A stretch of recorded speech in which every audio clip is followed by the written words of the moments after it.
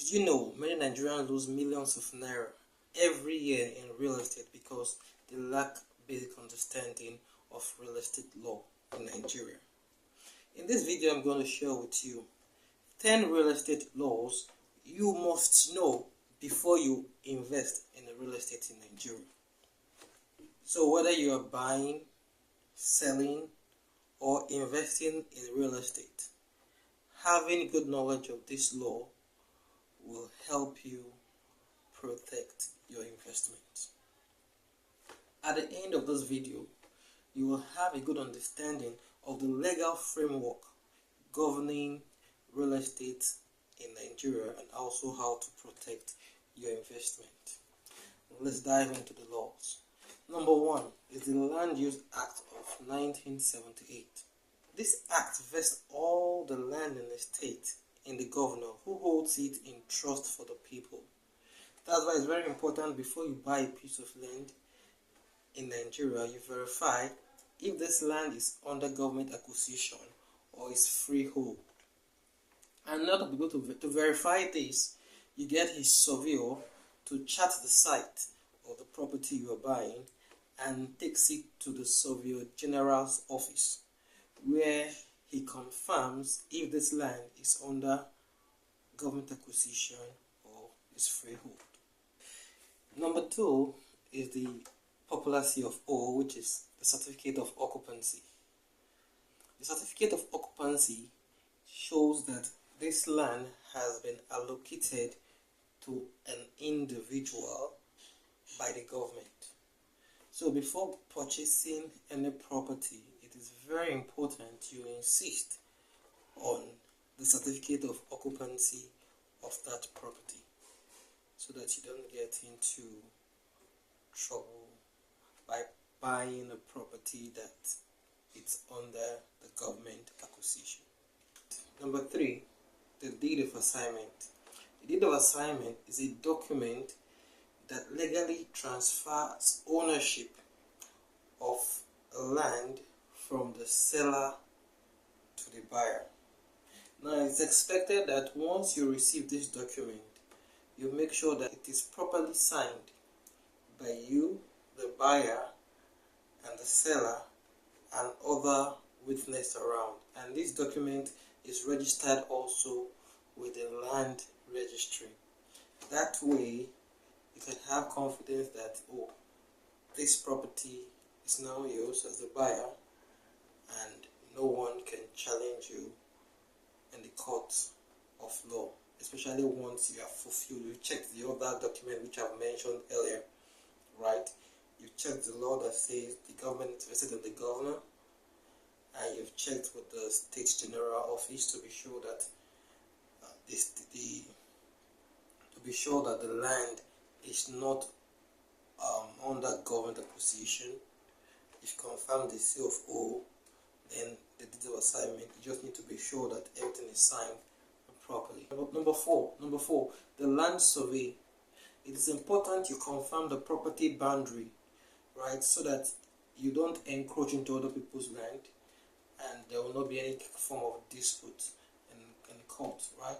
So it is important that you take time out to verify. As I say, you need a surveyor to go check out the land and verify it with the Surveyor General's office to be sure that the land allocated to you is within the perimeter that has been mapped out. Number 5, the governor's consent. Before a land transaction can be said to be valid, the governor must have given his consent to it. That is, you must have obtained the governor's consent, because this is mandatory in the Land Act of Nigeria. So number 6, we have the Tenancy and Rent Control Law. This is just to highlight that for every property you acquire, you rent, you buy, you lease, there is a law that controls tenancy and rent. So it is expected that you, as a tenant or a landlord, know that there is a right you have and the tenant has a right as well. So you need to know this right to to be able to take a stand for every decision you take on the property you just acquired. Number 7, property tax law. It is expected that every property owners pay an annual tax to the state government. Now, failure to do this will actually attract some penalties, and based on the current tax law we have in Nigeria, based on what the property is being used for recreational properties, you pay 0.3%. For residential, you pay 0.4%. For commercial, you pay 0.6%, and just like that. Now, failure to pay your annual taxes for your property could actually lead to a disciplinary action or a forfeiture of that property. So it is expected that every property owner pays their annual taxes to the government of the state or to the federal government, wherever you are. So number 8, we have the Real Estate Regulatory Law. The Real Estate Regulatory Council oversees every transaction that it requires real estate dealings in Nigeria. Now, it is important that before you deal with any real estate company, you confirm if that real estate company is licensed to actually carry out any form of real estate transaction. Else, you'll be defrauded. Avoid I know. I don't know is not an excuse in the law. Right? So don't be ignorant of this fact.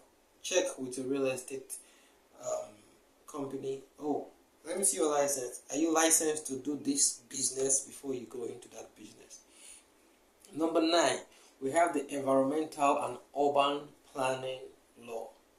Now, before you develop any property in a state, it is expected that you comply with the urban town planning.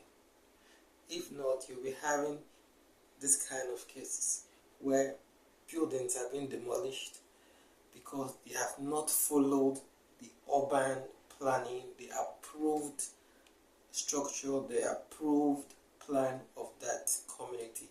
So number 10 is the Inheritance and Succession Law. So inheritance is when a property is passed from one to another after death, right? So ensure that it is important that as a property owner, you want your child, you want your next of kin to acquire your property, have a will, right, to transfer that property legally from yourself to the next of kin or to the beneficiary. Understanding this law is very crucial in protecting your real estate investment. It is always important to consult a legal practitioner before making any property transaction.